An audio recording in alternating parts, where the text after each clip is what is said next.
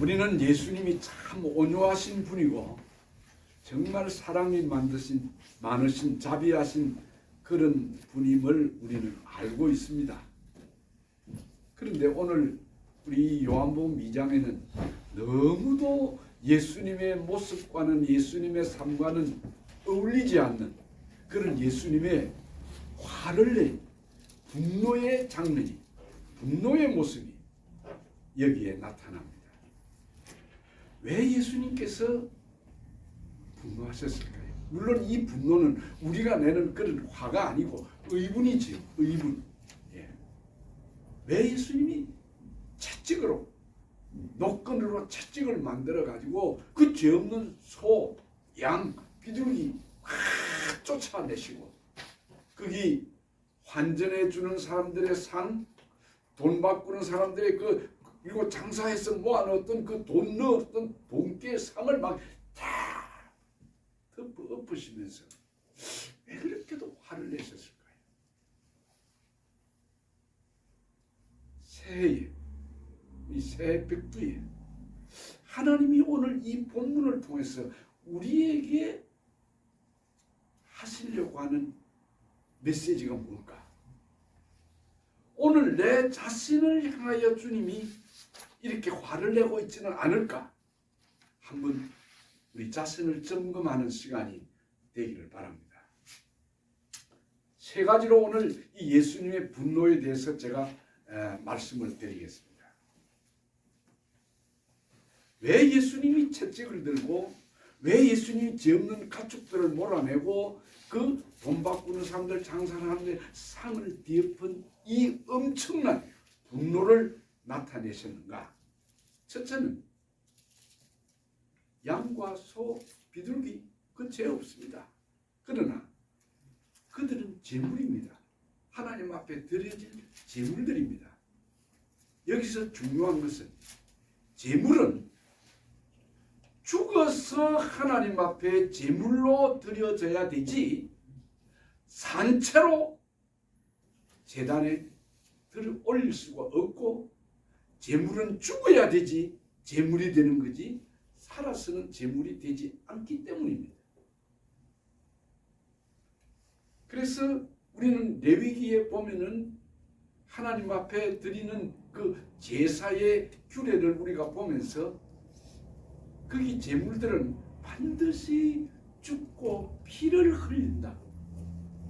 그것이 내장을 끄집어내고 그 가죽을 벗기고 그리고 각을 떠서 완전히 불에 태워서 하나님 앞에 제가 되도록 그렇게 제물로 바칩니다.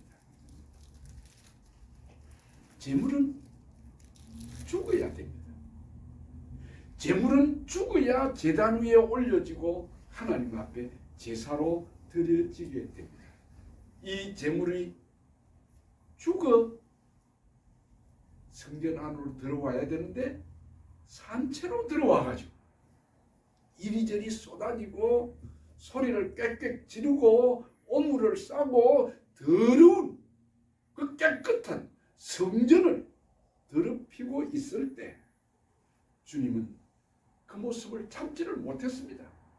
그래서 노끈으로 채찍을 만들고 그런 난장판이 된 성전 안에 참 아름답지 못한 모습을 보고 화를 내신 겁니다. 성도 여러분, 이 예수님의 분노가 오늘 나를 향하신 분노는 아닐까요? 예수님께서 세례를 받은 우리에게 소위 중생했다고 하는 거듭났다고 하는 오늘 우리에게 성경 말씀은 세례라는 것은 예수님과 함께 십자가에 죽었고 그리고 예수님이 다시 살아나실 때에 살아나신 것처럼 예수님과 함께 죽었고 예수님과 함께 살아난 것이 로마서에 나타난 진정한 세례라고 한다고 하면 우리는 다 세례를 받았습니다. 하나님의 자녀라고 말합니다. 은필치 우리는 하나님 내가 제물입니다. 나를 받아주십시오 라고 기도도 합니다. 그런데 오늘 이 예루살렘 성전에 들어왔던 송아지, 비둘기, 양 같은 이런 제물들이 죽어 제물로 들어오지 않고 산채로 성전을 더럽히고 있는 이 모습에서 나 자신을 보지 않을 수가 없는 것입니다. 성도 여러분, 우리는 하나님 앞에 옛사람이 죽은 사람들입니다. 정말 우리가 세례를 받고 물속에 잠길 때, 아니 물이 우리 머리 위에 뿌려질 때 우리는 옛사람이 예수님의 십자가와 함께 죽었습니다. 장사 지낸 바 되었습니다. 그리고 다시 예수님과 함께 살아났습니다. 한때에 한국의 전체 인구의 25%가 크리스천이라고, 얼마나 대단했습니까? 70년, 80년 그때에 교회 간판만 걸면은 그냥 교회가 부흥이 되고 교회가 세워지던 그런 때에 한국의 국민의 25%라 1000만, 1200만 사면서 기독교가 부흥을 하고 발전한다고 온 세계에 코리안 처치가 이름이 있었습니다. 그런데 한국교회 지도자들 가운데 목사, 장로, 권사, 집사 다 세례를 받고 다 중생한 사람들인데 왜 그렇게 한국교회가 사회에 공헌을 못하고, 제가 자주 여러분에게 드리는 말씀은 기독교를 개독교라고 하고, 이 세상에서 가장 크레딧을 줄 수 없는 사람이 목사요, 장로라고 하는 이 엄청난 부조리를, 오순을 오늘 우리는 이 본문에서 보아야 되지 않겠습니까? 죽어야 될, 살아있어가지고 교회 안에서 성도들에게 본을 보여야 될 교회의 지도자들이 살아서 소리 지르고 깍깍거리고 분쟁을, 투쟁을 일삼는 오늘 우리의 모습들을 여기서 보아야 되는 것입니다. 재물은 죽어서 들어가야 됩니다. 사도 바울은 한 걸음 더 나아가서 로마서 12장에 그러므로 형제들아 내가 하나님의 자비하심으로 너희를 권하노니 너희 몸을 하나님이 기뻐하는 거룩한 산 제사로 드려라. 이는 너희가 드릴 영적 예배니라. 여기 영적 예배니라는 이 말은 원문에 보면 합당한 예배다, 그게 합당한 예배다라고 말씀해 주셨는데, 여기 사도 바울은 한 걸음 더 나아가서 이 요한복음 2장에 예수님께서 말씀한 이 성전 숙청운동, 성전 청결 운동에서 한 걸음 더 나아가지고 오늘 사도 바울은 세례를 받고 중생하고 하나님의 자녀가 된 사람들은 몸 따로 마음 따로 그렇게 하나님께 예배를 드리지 말고 세상 따로 교회 따로 이렇게 살지 말고 내 살아있는 내 인격이, 내 몸이 하나님 앞에 산 제물이 되어야 한다 라고 말씀했습니다. 말하자면 구약의 제물들은, 구약의 제사로 드려지는 양과 소와 비둘기들은 죽어 피를 흘려서 주님 앞에 태워져서 제물이 되어지지만은 성령 받은 너희들, 거듭난 너희들, 세례를 받고 예수님과 함께 죽고 예수님과 함께 살아난 옛사람이 죽고 성령 안에서 새 사람이 된 너희들은 너희 살아있는 생명, 너희 몸, 너희 인격, 내 모든 삶으로 하나님께 제사를 드려라 라고 권면하고 있습니다. 구약이 죽은 제물이 하나님 앞에 드려지는 제물이라고 하면 우리는 살아있는 내 인격체가 내 중심으로 하나님 앞에 제물이 되어지는 그런 성도들이 되어야 됩니다. 두 번째로 왜 예수님이 채찍을 드셨을까요? 왜 그 온유하고 겸손하신 그 예수님께서 이렇게도 분을 발하셨을까요? 그것은 교회의 세속화를 경고한 것입니다. 기독교가 타락하는 것을 경고한 것입니다. 세속화라는 뜻, 영어로 secularization. 이 세속화라는 이 말이 무슨 말이냐면 사전적인 의미로 종교적 가치와 제도가 비종교적 가치와 세속적 제도로 변하는 것이다. 교회가 세상을 닮아가는 것이다. 우리의 신앙을 포기하도록 하는 어떤 사회적 자극을 의미하는 것이 아니고 신앙이 내 삶의 우선순위에서 밀려나는 것, 그게 세속화다라고 정의를 사전적으로 하고 있습니다.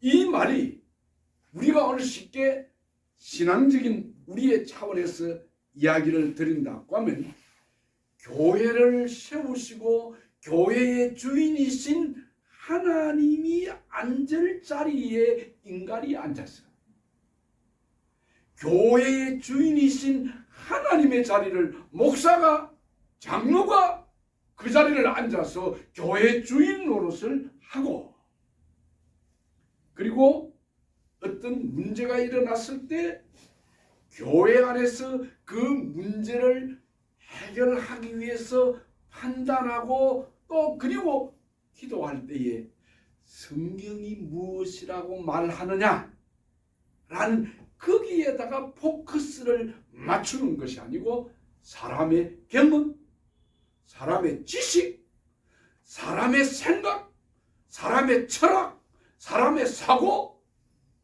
요즘은 이데올로기가, 이념이 교회를 침범해 들어와가지고 그 무서운 좌파의 반기독교, 반예수 이 운동이 교회 안에까지도 침략해가지고 침입에 들어와서 교회가 교회 구실을 못하고 요거도 묻고 이방인에게 모독을 받는 그런 현상을 세속화라 그렇게 말하는 것입니다.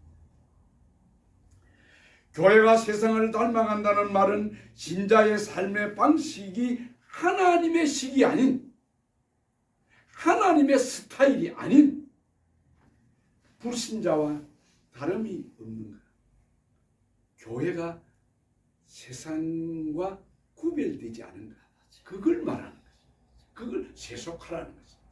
여기 예수님이 노끈으로 채찍을 만들어서 그렇게 분노를 하고 상을 뒤엎으신 이 사건을 통해서 예수님께서는 우리에게 너희들이 섬기는 교회에서 세상을 본받지 말아라. 즉 무슨 말입니까? 세상의 편리주의. 제사를 하러 온 사람들이 양을 소를 끌고 올 수가 없으니까 멀리서 오니까 거기 예루살렘에 와서 그 사람들의 편리를 봐주기 위해서 양을 팔고 송아지를 팔고 돈 없는 사람들, 가난한 사람들에게는 비둘기를 파는 이런 일을 해주는 것.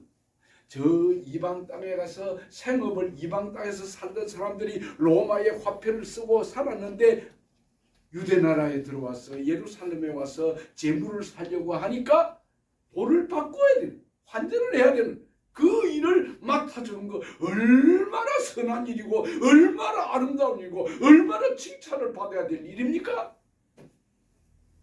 그 상인들, 그 제사하러 온 사람들에게 편리하게 모든 편의를 제공해 주는 거 우리가 얼마나 고맙게 생각해야 되겠습니까? 그런데 왜 예수님이 채찍을 들었습니까? 여러분, 예수님이 살아계시던 그때나 아니 저 구약시대에나 아니 오늘 우리가 살고 있는 이 21세기에 오늘 우리가 살고 있는 이 현대에나 가장 추한 모습, 가장 추한 타락이 무엇인 줄 아십니까, 여러분? 교회의 지도자들이 타락할 때, 더 쉽게 말하면 목사가, 장로들이 덕을 세우지 못할 때, 사회에 소금이 되고 빛이 되지 못할 때, 소위 성직자들이 돈을 밝히고 권력에 아부를 하고 사람들의 인기에 연연한다고 하는 그 세속화, 그게 가장 추한 모습입니다. 우리 기독교는 수행을 장려하지 않습니다. 그 수행하는 것이 그것이 목표가 아닙니다. 그리고 목회자들이 가난해야 된다고 그럴 것도 아닙니다. 청빈사상 그것도 아닙니다. 그러나 그래도 교회의 지도자들은 세상 사람들과 달라야 되지 않겠습니까? 구별되어야 되지 않겠습니까? 여기 예루살렘 성전의 제사장들이 그 상인들과 결탁을 해가지고 그 폭리를 하고 거기서 돈을 뜯어가지고 자기들의 사리 사욕에 눈이 멀어버렸던 그 타락한 종교 지도자들, 그 당시에 대제사장들, 서기관들, 바리새인들 이런 사람들을 향하여 주님이 채찍을 든 것입니다. 소위 말하는 기독교의 세속화, 교회의 세속화, 교회가 세상을 리드해 가야 되는데 이제는 교회는 한참 뒤떨어져 있습니다. 한국의 초기 교회사를 읽어보고 그걸 보면은 그때의 한국의 기독교회는 세계를 이끌어갔습니다. 우리 그 참 취약한 그 무식한 그 시골의 모든 사람들 교회 때문에 일찍 계명을 하고 일찍 글을 배우고 여자도 공부를 시키고 이런 일들이 기독교가 그렇게 했는데 지금은 그때는 교회가 사회를 리더해 갔는데 인도해 갔는데 지금은 한참 뒤떨어져 있습니다. 사고도 뒤떨어져 있고 생각도 뒤떨어져 있고 철학도 뒤떨어져 있고 그래서 예수님이 채찍을 든 것입니다. 창세기 예수님께서 천지를 창조하신 다음에 인간을 창조해 만드시고 난 다음에 인간들에게 주신 그 문화적 사명 가운데 하나가 땅을 정복하라 라고 말씀했습니다. 보통 우리는 이 정복하라 이 말은 조금 부정적으로 쓰일 때가 많지요. 그러나 여기 창세기에서 말하는 너희들이 이 땅에서 생육하고 번성해서 땅을 정복하라 하는 그것은 세상이 말하는 소위 세속 사회에서 말하는 핍박하는 것, 권력으로 지배하는 것, 짓밟는 것, 그런 의미로 지배하라, 정복하라 그런 말이 아닙니다. 하나님이 아담과 하와를 만든 다음에 이 땅을 정복해라 라고 말씀한 그 정복은 너희 하나님을 믿는 사람들은 세상 사람들과 달라야 된다. 너희들은 내가 모범을 보여준 이대로 해라. 그래서 예수님께서 돌아가시기 전에 최후의 만찬 그 석상에서 만찬을 떨기 전에 예수님 친히 웃옷을 벗고 대야에 물을 담아와서 수건으로 허리를 두른 다음 선생이 제자들의 발을 씻겨주는 그 모습에서 기독교에 너희가 땅을 정복하라는 그게 나오는 것입니다. 그러므로 세상 사람들이 말하는 권력으로 핍박하고 빼앗고 강탈하고 그게 정복하라는 그런 세속적인 의미가 아니라 정말 성경적으로 땅을 정복하고 땅을 다스리라는 말씀은 섬김으로 봉사함으로 스승이 제자들의 발을 씻겨주는 여기에서 기독교의 문화가 하늘나라의 윤리가 도덕이 있는 것입니다. 그런데 오늘 교회가 세속화되어 가면서 이런 예수님의 가르침을 버리고 편리주의, 물질주의, 상업주의, 돈, 명예, 인기 여기에 고개를 숙인 교회의 지도자들을 향하여 채찍을 든 것입니다. 분노하신 겁니다. 세 번째로 주님이 왜 채찍을 들었을까? 왜 화를 냈을까? 여기에 여러분 깊은 신학적인 의미가 있습니다. 너희 몸이 성전이다. 이걸 가르쳐 주기 위한 것입니다. 사도 바울은 예수님의 이 성전 청결 운동을 아마 눈여겨 그 뒤에 보아서 들었을 것입니다.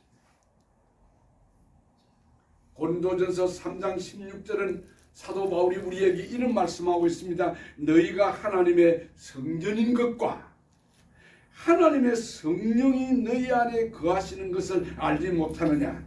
누구든지 하나님의 성전을 더럽히면 하나님이 그 사람을 멸하시리라. 하나님의 성전은 거룩하니 너희도 거룩할지어다. 그러면서 다시 몇 장 넘어가서 6장 19절 이하에는 너희 몸은 너희 것이 아니다. 값을 주고 산 것이다. 그러므로 너희 몸으로 하나님께 영광 돌려라.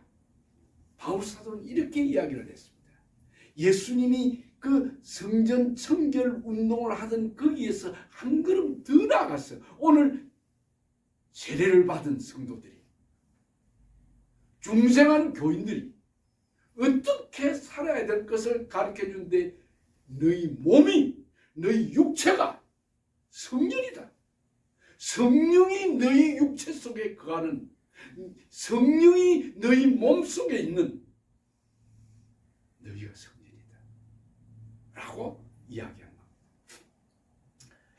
여기 사도 바울이 고린도전서 3장 16절에 이 너희 몸이 성전이라고 한 이 성전, 이 헬라어 원문에 보면 성전이라는 말을 두 단어로 씁니다. 첫째는 히에론이라는 말로 성전을 가리키는데 그건 성전의 건물, 빌딩, 성전 집, 건물을 말할 때는 히에론이라고 헬라어에 씁니다. 그러나 사도 바울이 여기서 고린도전서 3장 16절에서 너희 몸이 성전이다고 말할 때는 히에론이라는 그 헬라어를 쓰지 아니하고 나오스라는 말을 썼습니다. 나오스. 이 나오스라는 말의 뜻은 무엇이냐 하면은 지성소라는 말입니다. 쉽게 오늘 식으로 좀 설명을 해본다고 하면 이 설명이 맞을는지는 모르겠지만 히에론이라는 성전은 건물을 가리키는데 그것은 하드웨어 오늘날 이 건물 껍데기 그걸 말하는 것이고, 나오스라는 이 말은 성소 혹은 지성소를 말할 때 사용하는 말이니까 이 말은 소프트웨어라고 우리가 해석을 한다고 하면 어떨까요?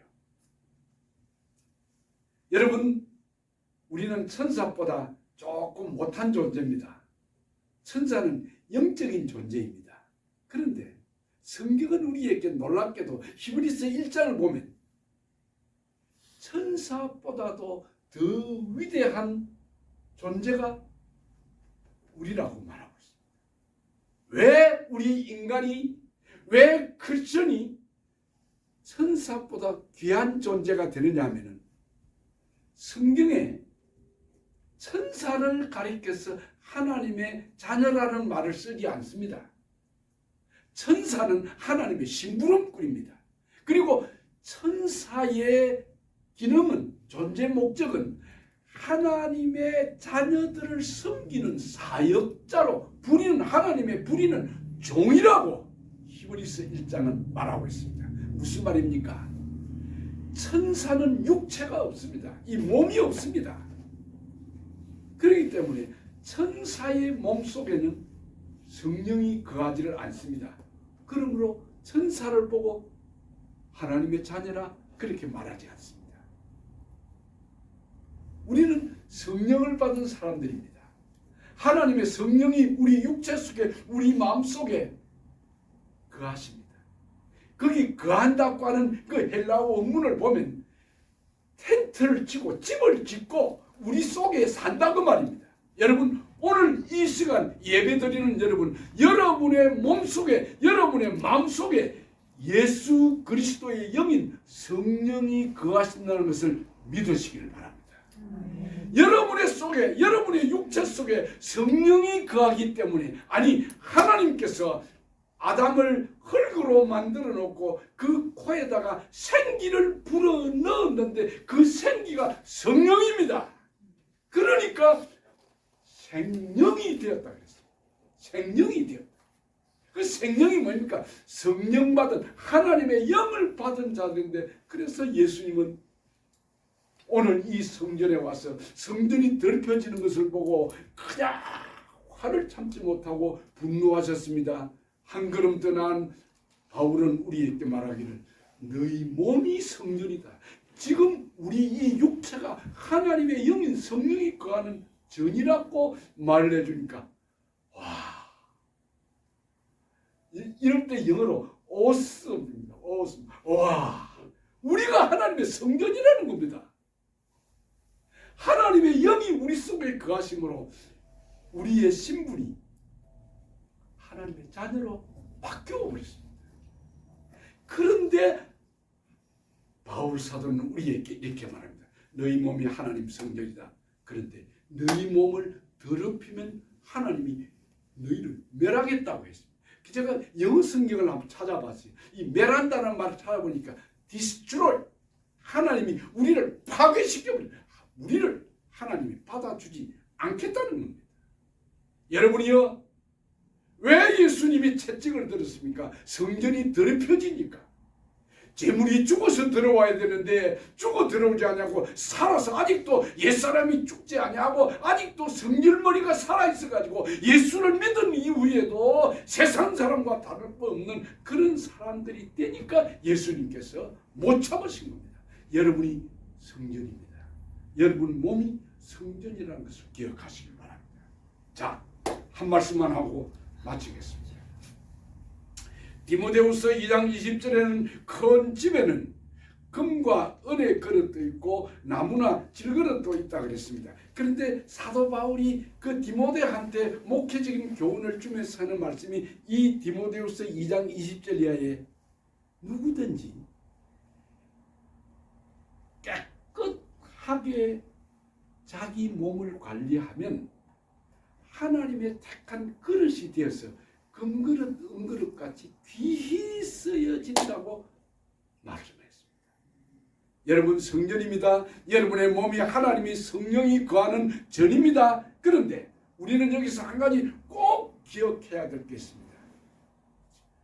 금으로 만들었느냐, 은으로 만들었느냐, 나무로 만들었느냐, 흙으로 만들었느냐 하는 것은 중요하지가 않습니다. 그 그릇 속에 무엇이 담기느냐에 따라서 그 그릇은 가치가 달라지는 겁니다. 여러분 소위 금수저, 흙수저 그런 이야기를 하면 뭐 우리 같은 사람은 다보다 흙수저지요. 그러나 하나님 앞에서는 흙수저, 금수저 그렇게 안 따집니다.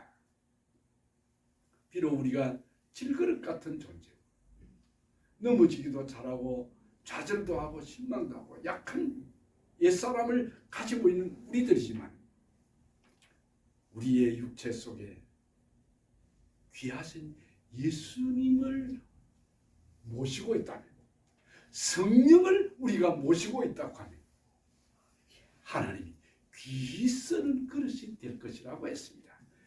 우리의 그릇이 금이 아니라도 좋습니다. 은이 아니라도 좋습니다. 다이아몬드로 만든 그릇, 그릇이 아니라도 좋습니다. 우리 속에 성령이 거하시면, 우리 속에 성령이 역사하면, 오늘 우리 교회가 뭐 규모가 적다고 여러분 절대로 낙심하지 마십시오. 우리 교회 안에 성령이 운행하시면, 성령이 와서 여기 거하시면 이 우리의 삶이 성전된 삶을 살게 되어지는 것입니다. 교회는 있어야 될 것이 있어야 되고 없어져야 될 것은 없어야 됩니다. 교회는 기도의 집입니다. 기도하고 예배하고 찬송하고 감사하는 것이 오늘 하나님의 성전에 있어야 될 것입니다. 그러나 돈을 밝히고 이익을 밝히고 권력에 아부하고 아첨하고 교활한 세상적인 잣대로 살아가는 그것은 없어져야 됩니다. 오늘 이 본문을 통해서 우리 몸이 성전이라는 이 프라이드, 이 프라우드한 우리의 삶, 여러분 로마서 8장을 한번 들어가 보십시오. 성령이 우리 가운데 거하시니까 누가 우리를 대적하겠느냐, 누가 우리를 고소하겠느냐, 누가 우리를 그리스도의 사랑에서 끊을 수 있겠느냐라고 바울이 승리의 계가를 부르고 있습니다. 여러분이 성령의 전입니다. 여러분이 하나님의 영이 거하시는 성전입니다. 잘 관리하시기 바랍니다. 성전 더럽히지 마시기를 바랍니다. 찬송하겠습니다.